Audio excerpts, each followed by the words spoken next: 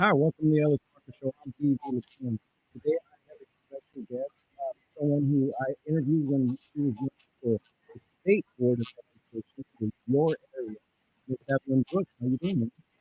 Doing really well. Thank you, DV. Doing really well. Thank you. How are you doing? I'm good. I'm good. It's good to see you. You won your election, and I haven't had a chance to really talk to you. Just been some little messages here and there. I wanted to go ahead and have you introduce yourself to people who may not know that you're representing them at the state. Wonderful. Well, I'm Evelyn Brooks, and thank you for electing me. For those of you who voted for me, I am in District 14. I serve as your State Board of Education member. We have 5.4 million school children whose education we oversee.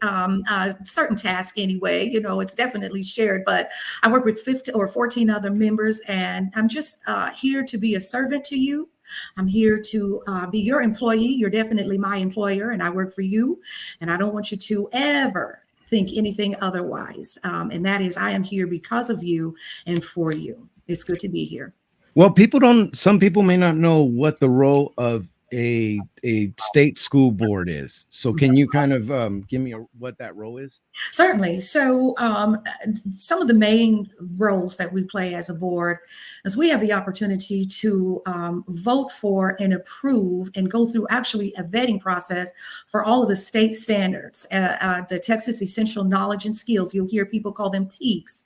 And so, what we do is we oversee people from each of our districts, all 15 of us, and we get a pool of people to represent our district: teachers, professors, moms and dads, parents who are interested in making sure that children receive a quality education. And they work on panels. We approve the panels. We look at the outcome. We look at the TEKS. And this is a cycle that comes up. So we don't rewrite TEKS or revise them each subject every year. So each year there's a different subject that comes up, with the exception of CTE courses, the career and technical education courses. Something else that we do that is kind of important is we oversee the permanent school fund. And that is just a fund that was established in the 1800s in order to provide materials for school children. We use that for instructional materials mostly, and it's up there in the billions. So it's about a $50 billion budget that we get an opportunity to help oversee. Another opportunity that we have is we get to set the graduation requirements for the state of Texas for our high school students. We also work with an appointed board of members, and basically what they do is they go over the teacher certification and the librarian certification, and so we approve or veto things that come out of those meetings. And so I think those are our three main issues, and also instructional materials that's another big part of the State Board of Education. So the instructional materials that are okayed by the state, that are vetted, that also goes through us. So we have our hands in that, and that's a major part of what we do on the Board of Education. Wow. I mean, that's staying busy. So, kind of the question of the moment is how has it been? You entered into this, and you have all these different personalities. Everybody has what they want to get through, and you got to work together as kind of a board, a very big board with that's a big budget. And how has it been? Tell me what's going on. DV, that's a very good question, because I will say this. I will say that I respect all 14 members. I respect my colleagues. I respect the fact that they ran, to represent their district. Our districts are pretty big, and for the most part, I believe that they really want to see our children succeed, and everybody just has their own way or value system and point of view. I think, though, I have to see through a lens that is greater than a Republican Party or a Democrat Party. I have to see through a lens that is greater than even Evelyn's wants and desires, and it really honestly is reasoning with one another to get the best results out of it, because I'm in control of no one except my own decisions and the way that I vote. And it's a little overwhelming when you go in and you take it all in and you're like, I have to fix this, or I have to solve this problem. And the piece that I have is just, I have a part to play. I don't play all 15 parts, but the part that I do have, I do take very seriously, and I'm held accountable for the choices and the decisions that I make. So I think that that's my long way of saying that I definitely respect every member. Every member has a mind of his own, her own, and my job is to bring facts, to know what I'm talking about, to get the information, to present it in an articulate and creative way in order to reason with one another. And I think that is the beauty of debate. And I think that's the beauty of having a discussion with those whose ideas, are not the same as yours. So it's really a challenge that I embrace, actually, having to Well, do you this. know, dialogue is something that's kind of becoming a lost art. It's, people are Mhm, like, it's my way, and this isn't a mhm, discussion. When you get to that, that's mhm, in the past, in history, that's how violence happens, when you're mhm, not communicating. So, one of the things that the school board was looking at, and this is a big topic, it mhm, was talked about. There was a bill in Austin, school choice, mhm, and one of those components of school choice would be charter schools. mhm. What is the role of the state board when it comes to charter schools? And what, like last month, you were voting on one of them. Can you talk to me about that? Oh, absolutely. And that's a great question. I just want to dig into this one. This is dear to me. And I will tell you why it's dear to me. Because when I first started this journey, I started at locally. I ran for Frisco ISD and then, the State Board of Education just the next year. So I ran two different campaigns. And I will tell you this, what I have discovered and what I have learned about vouchers in the charter schools, it has really changed my direction and understanding of the two. So you can't unlearn what you learn. So through research, through more information, I'm able to really give a good, sound answer as to where I stand on the two. First, let's talk about the charter schools. And you're absolutely right. Last month was a huge month. Every year, our Commissioner of Education, Mike Morath, he decides which charter schools will win an opportunity to stand in front of the board to be either approved or vetoed. So this year there were five that he suggested to us. And I mean, every organization that has put together a charter school proposal, they have spent tons of time on this process, hundreds of pages for their proposals. And then they have interviews. They go through an interview process and we can sit in on those meetings and more, a lot of the board members, we sat in on those Zoom meetings. And that's also online for everyone to see. I encourage you to follow that next year when this time comes again for June. And long story short, of those five, four were approved. Here's my take on charter schools. I am not here to bash charter schools at all. I'm not here to tell parents how they should educate their children. We all have a responsibility to make sure that our children are taught and given the best quality education that we can offer them. For some of us, it's charter schools, homeschool, private school, public school, but that is definitely up to the parents at their sole discretion. I have seen charter schools that have produced really good outcomes and some that I'm really proud of, but most I am not very proud of the results. So about in the early 1990s, that's when charter schools were first established. And it was established as a way to give us an innovative approach to the then schools that were starting to fall. We were starting to fall behind. We once were number one in the world, top nation in the world as far as our education system. And we saw a decline. So as a solution to that, the idea came up of, well, let's come up with some innovative charters, some innovative ways to attack this problem. And so we went into essentially private public partnerships. Now, there are certain things that just don't mix, like oil and water. Well, I don't believe that a private corporation is a good mix for a public entity, specifically education. So when it comes to our children, we really honestly need professionals who are instructed, who are certified in education, who understand how to put together their lessons, how to teach their lessons, and how to reach the individual needs of every child, because every child is valuable in the eyes of God. Well, that takes a specialized training.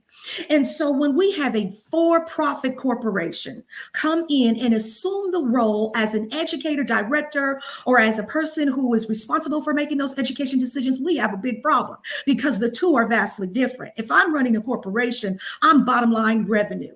And if I'm running an education system, the results are going to show, it's going to be reflected in the test that the students are given. And the tests that we give our students, the STAR exam, it should be indicative of all the TEKS that were taught. And that is what should show on that STAR test. Actually, the teachers have a responsibility to teach all the TEKS, the Texas Education and Essential Knowledge and Skills. That is the role of a teacher's, their primary role. So if the results show that our children are not reading proficiently, that our children are not proficient in math, that they're not writing proficiently, they don't have a good foundational understanding in science and history, social studies, then we're not doing our job. Right. And results do matter. And see, we've gotten so far away because we're accepting less than now. We're accepting less than satisfaction. And see, parents are hurting, children are hurting. We now have, I mean, some school districts where less than 50% of the students can read functionally. And that should never be the case. We have a state where we have a wealth of resources here. So how is a private company going to come in and change that? How is a private company going to come in and assume the role that we as public servants have a duty to solve? There are solutions to our failing schools, but the question is, are we going to make those tough decisions and stop accepting money in exchange for dumbing down our students? So let me get back to the charter schools. So we have this public-private partnership where it does become a for-profit system. So bottom line is, every child in a seat, that is a revenue. Every child who has special needs, that is more money. Every student, let's say if I'm in a disadvantaged community, that's more money. And in real estate, let's not forget real estate. So I can buy land at a low price because, I'm representing a nonprofit, right? But after I built on that, I can increase the value of that and I can lease it at a pretty high cost. And I can make, as a realtor, or a developer, I can make money off of that. So if you notice, there's a lot of money in education, unfortunately, and that is our problem. So for the four choices that we voted to approve, I voted in favor of one, and that one was it's called Celebrate Dyslexia. And I will give viewers the information as to why did I vote this and vote down the other three. I voted in favor I voted in favor of this because you had a solid proposal. You had a reach of students. You had a group of over 4,500 students in the San Antonio ISD area who needed servicing in dyslexia. And so they had this creative way to where they got their teachers trained in this expert certification. They were going to get all of their teachers certified within 2 years. The experts, the superintendent, those who were on their board were professionals in the field, and they had a solid plan as to how 100% of their students were going to read. And I loved it. I wish that all of our public schools could incorporate this innovative idea in order to meet the special needs of our students. Long story short, there were other, choices, and in there, I didn't see a solid plan across the board. And I had parents who called me and said, "I thought you're for school choice." We have to understand what school choice is and what school choice isn't. When you don't have a true choice in what your child is taught and the instructional materials that they are given, that is not free choice. So all our charter schools have to follow the same TEKS. And they also have to choose from the same instructional materials. So how are we going to get an alternative outcome? And lastly, that is not an elected board of officials. They don't have a school board. They have a board of trustee or a corporation board of members, but it is not an elected group of members who represent the needs and the values of its citizens. And so for those reasons, I voted just in favor of the one, and I was very careful with that selection. And when I spoke to you, that special education is near and dear to my heart. And then so I'm glad that they came up with innovative things for dyslexia. A lot of times, special education, there's a lot of unfunded mandates that come down, and then there are schools who do the bare minimum or that are not doing what they should do with special education. There's a lot of issues with it, and I when I see something like that, I'm hopeful. I'm going to push back on you a little bit because when we talked during the campaign, you were a little more to that school choice, but I get when you got to be willing to accept information as it comes and learn. And I like to provide this example. I grew up in a rough neighborhood, and I didn't have a choice of anything. I had the choice of that public school, and that teacher in there didn't care whether I was breathing, whether I was Mhm. learning. He didn't give a darn about. He was there to get a check Mhm. and go home. He didn't care. I was a gangbanger. He didn't care about me, Mhm. and I didn't learn any math in seventh grade. I didn't have. There was no choice for me to go to. No, nothing I could do. That's who I Sure. had to sit with. Mhm. So, when you get that situation in places that have social economic issues, uh, Mhm. uh, how could you argue against maybe providing some choice for those people? Okay, again, we have to look at what those choices look like. In the state of Texas, when there is an approval for one charter school, it can expand to to many more charter school programs. They have more autonomy of how they run their school, the pedagogy, all of that is at the discretion of this private entity. So what you will notice is you'll have a private or a non-private corporation who will then give over the management of their charter school to a for-profit corporation. And you have to ask yourself, are we at the same place where we are exploiting our children, where we in see charter schools, they don't have to have certified teachers.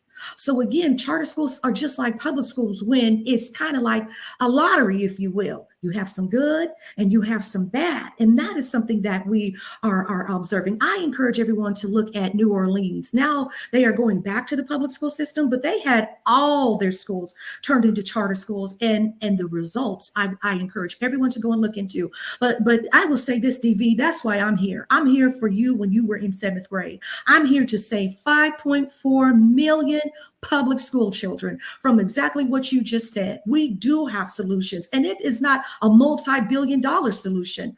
The solutions are, like you said, we need excellent teachers. How are we going to bring our teachers back? We pay them.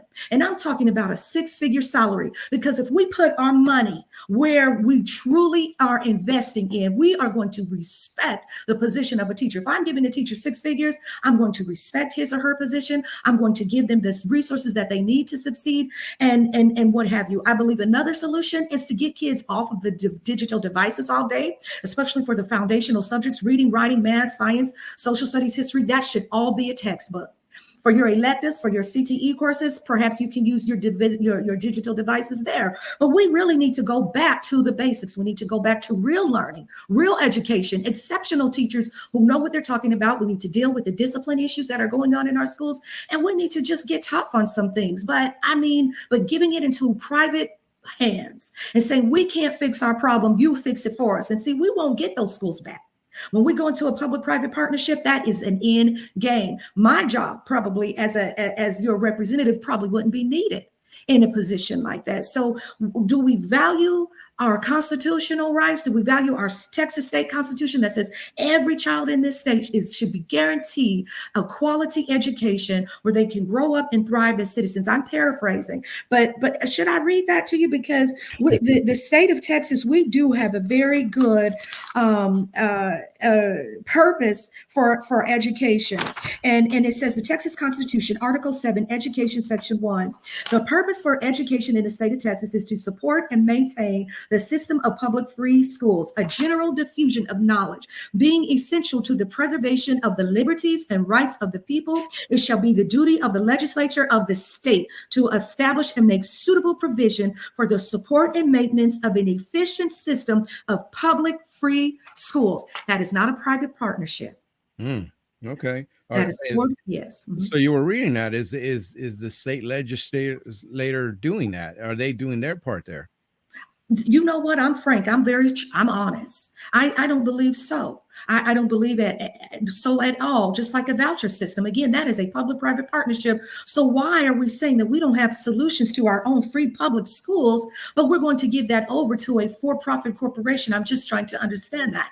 It's a very expensive bill. It's a very expensive idea. And again, it's an experiment. Children are not for sale, and they are definitely not the great experiment that we are experiencing right now. Let us save our Texas public schools by doing the right thing, by saying no to the money, the unlimited amount of money that's coming in by a lot of tax-free foundations. I mean, there's so many different avenues that we can look at, but the solutions are there. But will our leaders do what is right?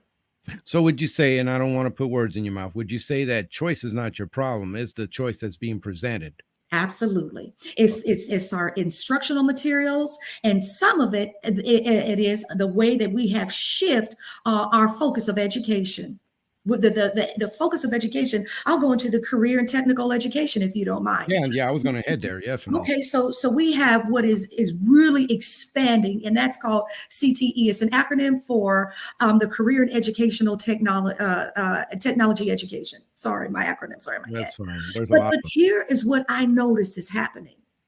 We are in the business of educating our children with a certain amount of education that is going to essentially lead them to being a contributing citizen who can take care of the needs of their own lives and their children, their families' lives, right? We want our children to be able to thrive as adults and pursue the American dream in the pursuit of happiness. But see, if we don't give our children a foundation in reading, in writing, in math, history, social studies, what else can they do except work? So, right now, what we are in danger of is creating a training focused education where we have shifted education, a diffusion of knowledge in exchange for vocational training or any kind of training for that matter. But see, before we taught children, we had 4 years in high school in order to graduate. You had to have 4 years of math, 4 years of science, 4 years of social studies, and 4 years of English. And guess what? That's now being watered down to about 2 years of each, three still in some. But you see where I'm going with this. Where I'm going is now in the whole vision of college and career readiness.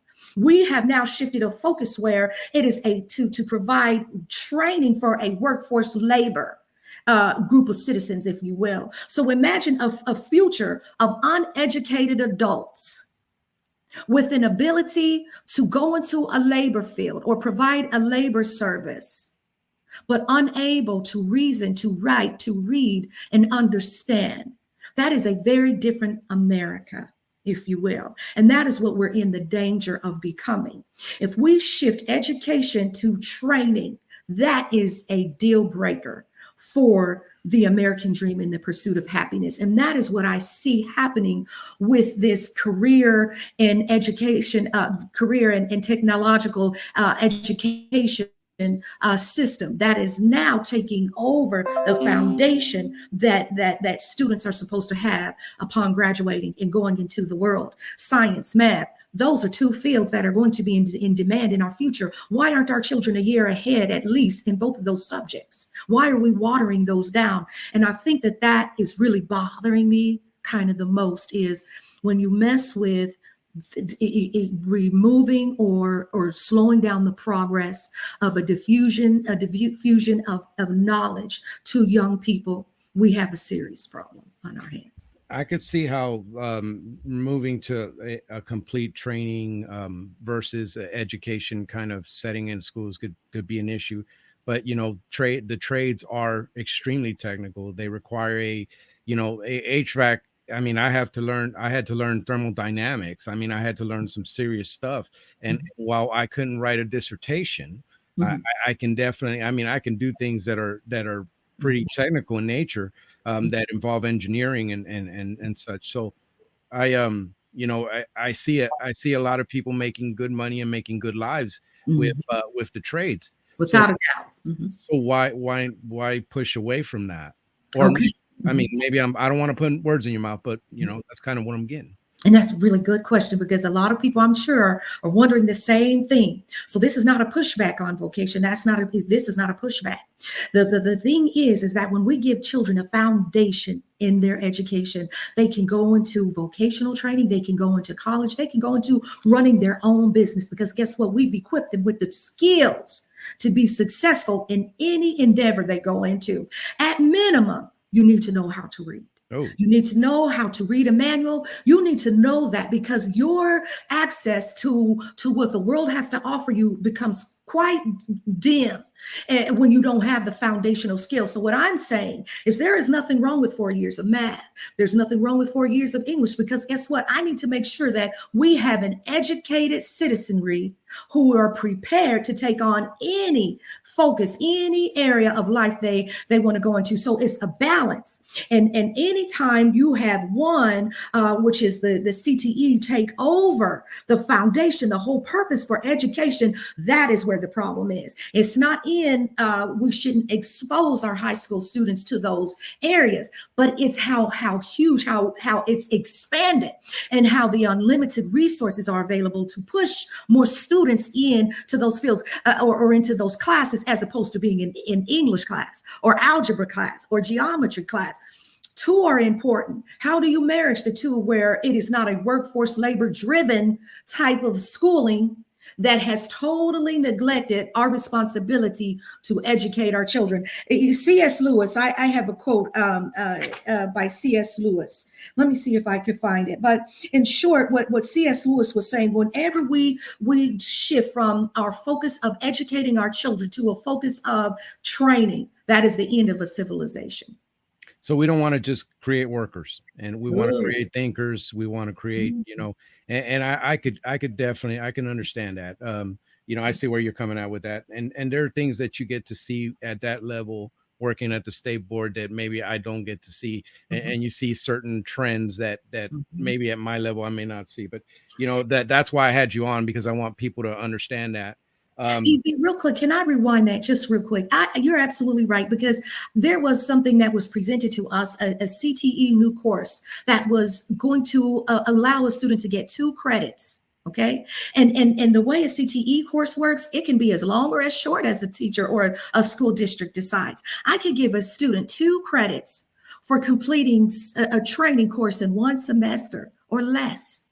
So if I'm a high school student, I'm not going to take my 2 years of 2 years of math, where I have to have 4 semesters of it, when I can get 2 credits in less amount of time. You see what I'm saying? Right. These are the choices now that our high school soon to be graduates can make, and that should never be the case. One more thing I think I talked to you already about vouchers, where I stand on that. Yeah, no, you talked about it, and I wanted to go ahead and kind of get into some of the socials before we close out, because there's been a lot of talk about certain things in education that maybe shouldn't be there, and one of them is inappropriate books, and showing up at schools, and these different. This is, a lot of people like to gaslight about it, but there is evidence of these certain books, these very graphic books, being displayed in these schools, and parents standing up, against this.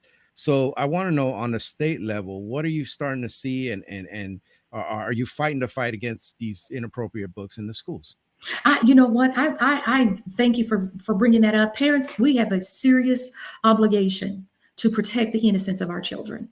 And that means showing up at our school board meetings, at the State Board of Education meetings, as many as you can. We have about 5 of those a year. Every quarter we go. If you can't attend in person, watch it online. Every parent should be out there fighting for the innocence of their children, to protect them. Schools are zones, are places of trust. A child should be able to go to school and not have or pornography, or see something that can steal away their innocence just like that. This is going to tie into a bill that was just passed into law, and it's HB 1605. And let me tell you something, that it also has a twin, 2565, and it is really a technology bill. And I'm going to explain to you the danger of putting a child on a device for his and her curriculum. Because when you put a child on a device with their curriculum, nothing can get in between that child and that curriculum, not even a parent. Some of the curriculum that is on our devices, we have no knowledge or understanding of. Some of the things, some of the lessons that a student is taught during the school day cannot be seen at home, where parents should be able to see exactly what did my child learn today in school. That's a big problem. So we have expanded the usage of digital instruction during the school day. I don't believe we need more instruction on a digital device, but we need less. And reason being is because right now, under this 1605, law, we have instructional materials and open education resources. Basically, when you hear OER, open education resources, think of the web. Think of unlimited access to a lot of digital information. In this case, a lot of digital curriculum, a lot of digital information that might talk about reading or writing or social studies. So, how in the world are we going to be able to get all of these resources and bring them all under one software unit where we can vet each and everything before it is taught inside of the classroom? For me, I'm just thinking, how can 15 people on a board who have no, personal assistance? We have very little tools and resources available to us on the state board. It's an unpaid position, it's a volunteer position, and most of us work full-time jobs. So who really is going to receive and look over these instructional materials, these open education resources? So in that bill, there's an advisory a committee that is going to be formed under the TEA. Well, essentially, a lot of the power has been restructured and given over to TEA because they have the resources, they have the staff to look over these materials. But again, it is a digital curriculum that nobody can get in between once the child is in that curriculum. And an algorithm can be changed just from the keystroke of a computer. So what you will notice is, unlike a textbook, you can't change a textbook so easily, but you can change the algorithm of an online digital curriculum, which is what we are seeing. So if you have some inappropriate content in an instructional material that has been vetoed by the state, that has been, not vetoed, but approved by the state board, and also maybe approved by the local ISD board, those students can still see that inappropriate material because it is on a digital device. And by the time it comes to the attention of a teacher or a parent, how many children have already seen that? So because of this shift in technology and this new focus in curriculum on a technology, a digital device, do you see how it can go there with inappropriate material? So instead of putting a lid on that or closing that access down and protecting our children, this in a way has opened them up, if you will, Pandora's box, to allowing it to come in a different way. Parents have to be involved. Parents have to know what's being taught. Parents have to demand that information, and not just once a year, because again, digital information, it's fluid. It's always changing, and we just have to be on guard. It's I think that really hurts the most, as a teacher, to see where we are, The lack of, and do you notice this? Because I talk to a lot of local politicians and some Mhm. national politicians, Mhm. and one thing that they'll say is that the lack of participation by the public is disheartening. Do you see that on the State Board of Education?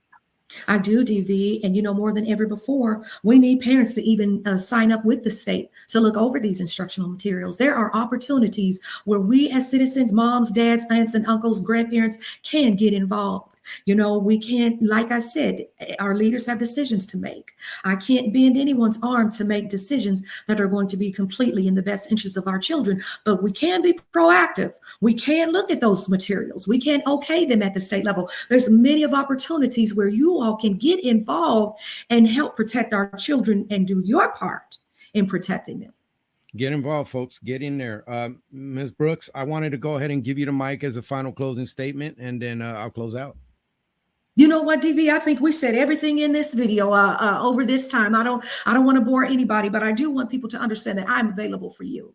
I research a lot. I go through every decision. It comes at a lot of time and prayer. I want you to know that, and I want to be a resource made available to people as well. If you go to the State Board of Education website, you will find my name, my number on there. It's a 972 number, 322 number. You will find my number on there. My personal email, ebrooks at Evelyn for Texas, the number 4, texaseducation.com. Reach out to me and let's discuss. Let's have a further discussion. But I am open. I am available. I have a wealth of resource. If there's any questions that you have, use me as a resource. I'm here to work for you, and I take that very seriously. So thank you, DV, for this opportunity. God bless you, brother. Thank you for getting the word out, for educating citizens and helping us become more aware of what's really going on.